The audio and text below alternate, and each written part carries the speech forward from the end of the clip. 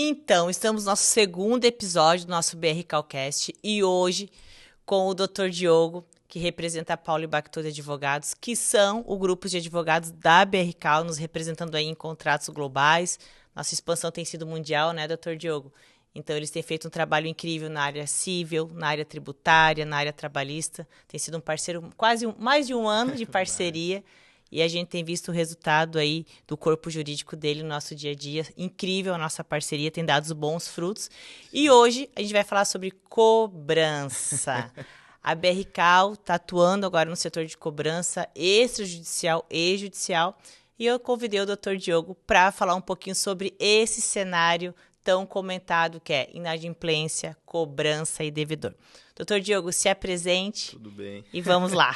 Legal, Grace. Primeiro, o desafio maior, né? É advogar para um grande grupo que cresce exponencialmente ano após ano, mês após mês, dia após dia, com grandes e grandes desafios. Então, isso também traz para o escritório novas frentes. Acho que a nossa troca de informação e de conhecimento tem sido muito bacana. O escritório atua na área civil, tributária, área empresarial e damos o suporte para essa área de cobrança para o Grupo BRCal. Então, hoje o desafio nosso aqui é tentar passar o máximo possível de conhecimento relacionado a cobranças, formas do que pode, o que não pode, até onde podemos ir com a cobrança, a efetividade na prática dela, né? Para daí sim seguirmos com o melhor trabalho que o Grupo BRCal hoje oferece nessa área também. Perfeito. E, doutor Diego, falando de cobrança, qual que é o cenário atual no mundo de cobrança no Brasil, pelo teu ponto de vista?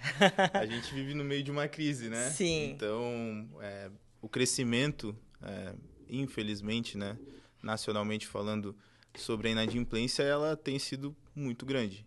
Então, as formas do devedor de negociar suas dívidas também foram se alterando ao longo desses anos, mas o crescimento, de fato, do número de inadimplentes, ele tem sido ano após ano aí números assustadores, né? Então é uma atividade que ela tem que ser vista e revista semana a semana, dia após dia, para que a empresa daqui a pouco não tenha créditos no mercado flutuando onde eles não vão retornar, né? Acho que o grande papel da empresa de cobrança hoje, oferecendo para os serviços dos clientes, é trazer caixa.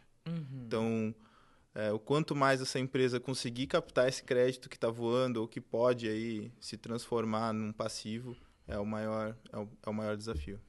E hoje, na BRK, a gente tem os nossos clientes que em algum momento também são devedores na jornada dele dentro da nossa carteira.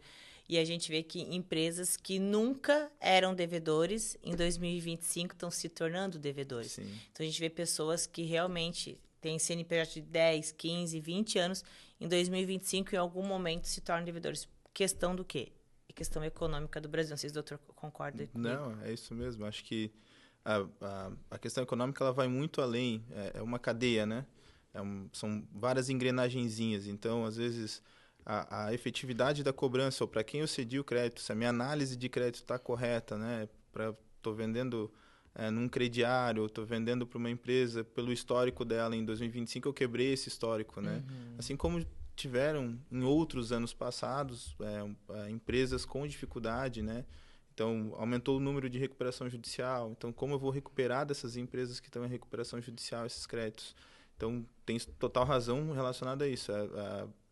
As empresas têm que fazer uma análise efetiva dos seus clientes, para daí sim fazer análise de crédito, se vai conceder ou não crédito para ele naquele momento. E tem aquela frase, né? A pessoa só paga aquele que incomoda, né? Então, acho que a assessoria de cobrança tem que papel do quê? De bater na porta todo dia. Amigo, Vamos. quando que tu vai pagar? Eu acho que a insistência nesse 2025, com tantos inadimplentes, acho que é o segredo de sucesso de qualquer implantação de call center focado em cobrança. A implantação, e acho que é o desafio maior, principalmente iniciando, né? A empresa que hoje está se deparando com um passivo, uma possibilidade de créditos no mercado que não estão vindo para o caixa dela, e ela implementar uma estrutura de cobrança, né? Porque a estrutura de cobrança ela vai além de só contratar uma empresa de cobrança para que ela realize a cobrança. Não é isso. É uma parte, a empresa de cobrança faz, mas outra parte é o interno. Quem fez a prévia análise, o sistema que ele está utilizando, como ele está tratando esse crédito para passar para a empresa de cobrança, porque a empresa de cobrança ela vai sanear aquilo que é possível cobrar ou Sim. aquilo que veio documentado. Uma porque vai responder junto ao devedor, uma cobrança indevida, uma estrutura que a gente hoje não pode mais, com a tecnologia, aceitar. Então, a empresa ela tem que ela tem que se preparar para isso e ter um bom parceiro, uma boa empresa de cobrança ao lado, ela vai dar respaldo para que eu consiga, de fato, buscar meu crédito, né? Buscar aquele valor que hoje o devedor sumiu no mercado. Então, a gente precisa entender que a empresa de cobrança, a implantação de uma empresa de cobrança vai além da contratação. Ela é um cenário total, que a empresa deve fazer a análise dela e, sim, buscar um bom parceiro para que essa cobrança seja efetiva. Doutor Diogo, em que momento uma empresa tem que terceirizar o seu processo de cobrança? Pergunta difícil, né? Porque, assim, eu entendo que buscando uma empresa bem qualificada, né? Você pode, desde o primeiro momento, já estar terceirizado com uma empresa de cobrança. Eu acho que a grande sacada está em conseguir fazer a cobrança o quanto antes. Então, um crédito que eu tenho com o devedor em 10 dias não vai ser o mesmo crédito que eu vou passar para uma empresa de cobrança daqui a 90. Então, eu tenho que pensar que implementar uma empresa de cobrança, um agente ali, ele é no dia mais um. Se eu não tenho interno, hoje, uma inteligência artificial, uma estrutura interna, eu tenho que buscar o quanto antes uma empresa que vai fazer essa gestão.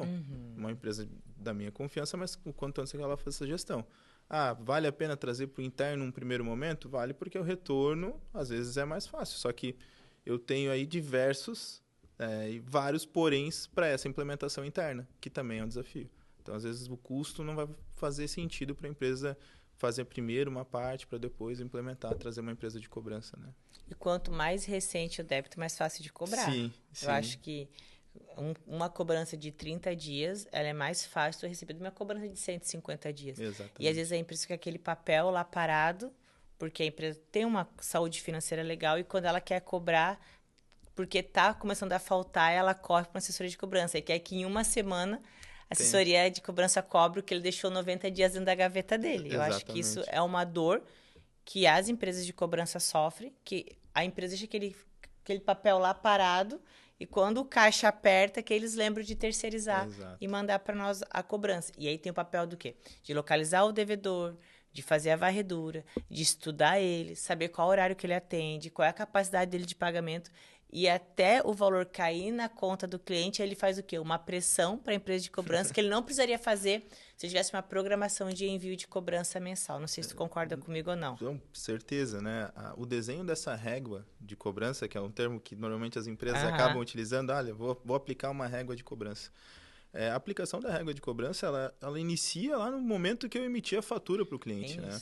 Então, a partir daquele momento eu fiz a análise, antes de emitir, logicamente fiz a análise, vi que é uma pessoa com um histórico saudável, mas naquele momento ela não fez o pagamento, a partir dali a gente já tem que ter essa régua de cobrança muito bem desenhada, para quem vai, como que vai, em que prazo que vai, em que período que vai, para que eu tenha maior efetividade. A empresa, a gente tem que entender que o universo é uma engrenagem, principalmente o empresarial. Então, se uma empresa ela joga o caixa dela para o mercado e esse caixa não volta, automaticamente ela também vai começar a ser uma devedora e a gente cria um cenário, né, catastrófico.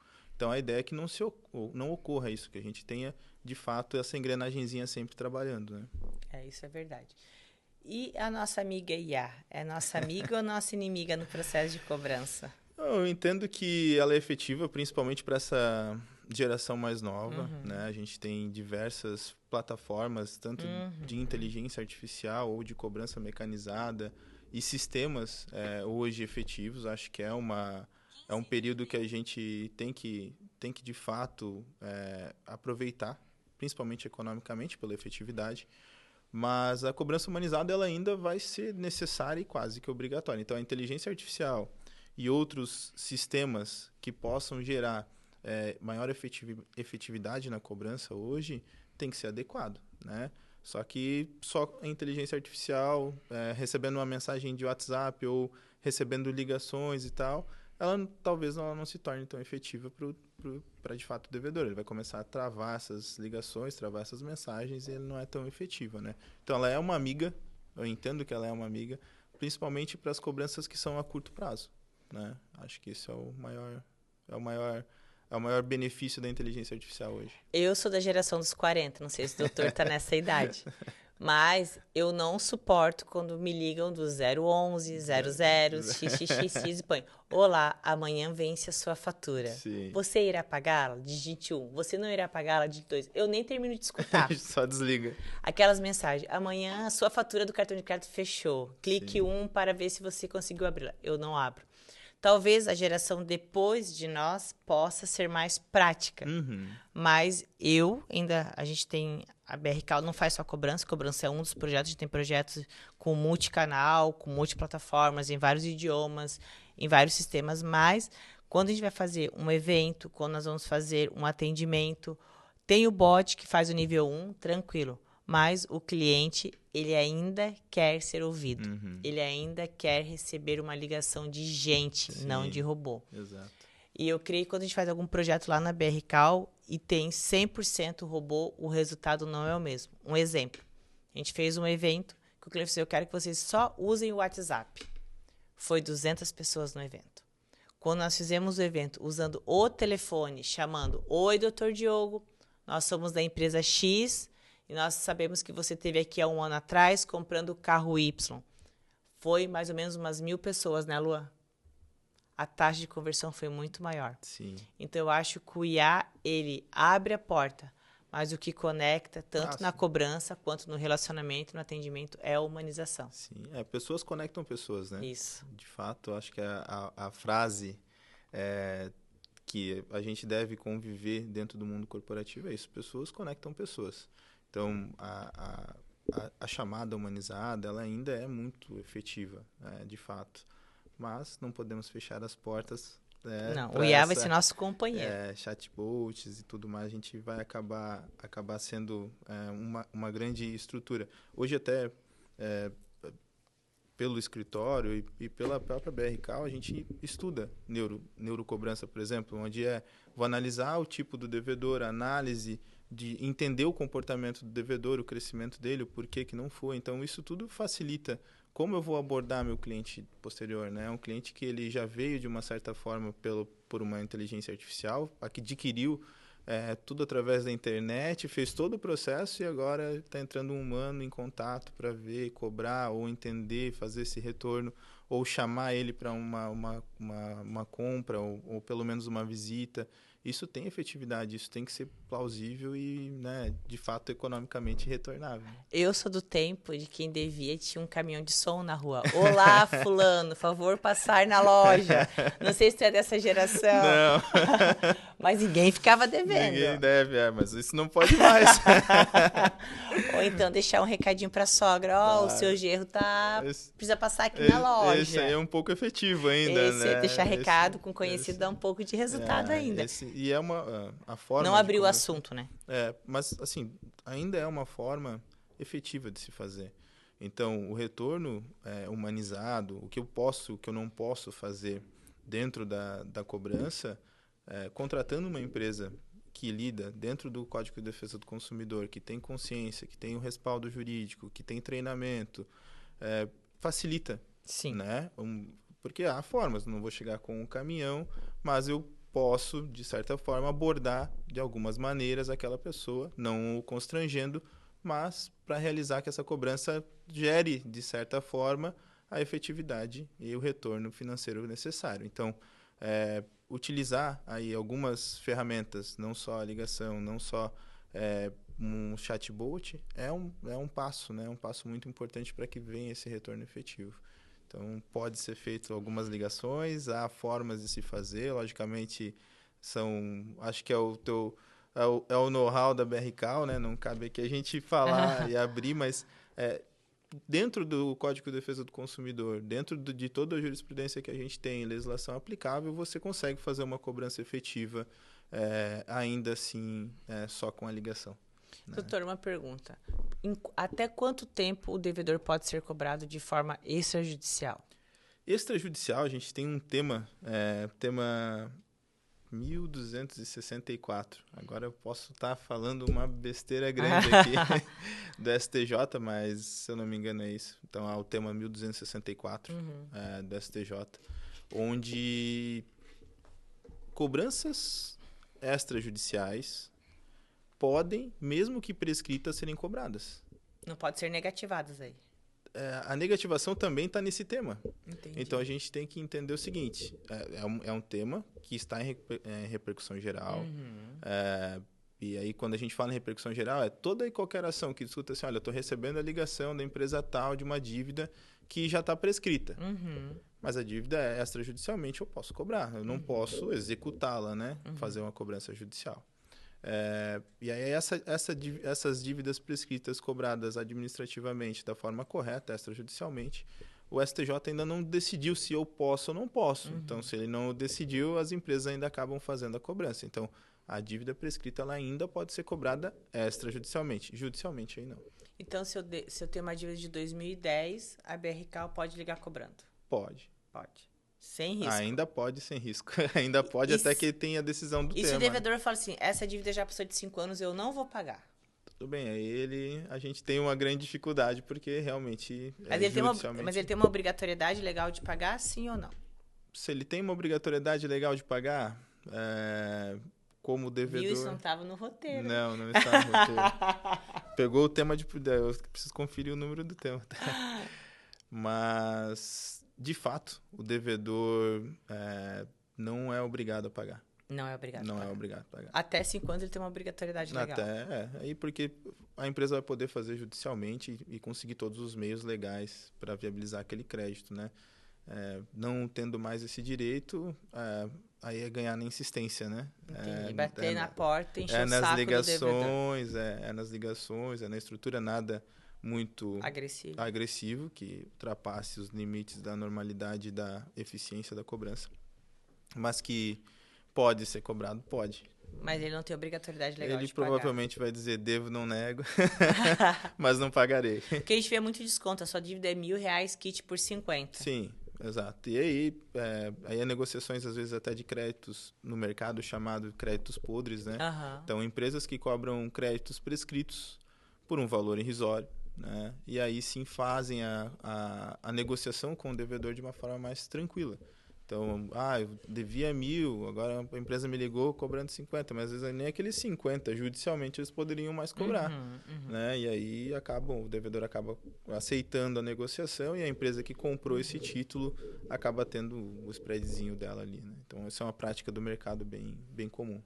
Mas que risco na cobrança a gente, por exemplo, eu liguei pro Diogo, ele deve, e que risco, o que eu não posso fazer na cobrança? Que pode o jogo virar. Até onde eu posso ir? Tá. Até onde você pode ir?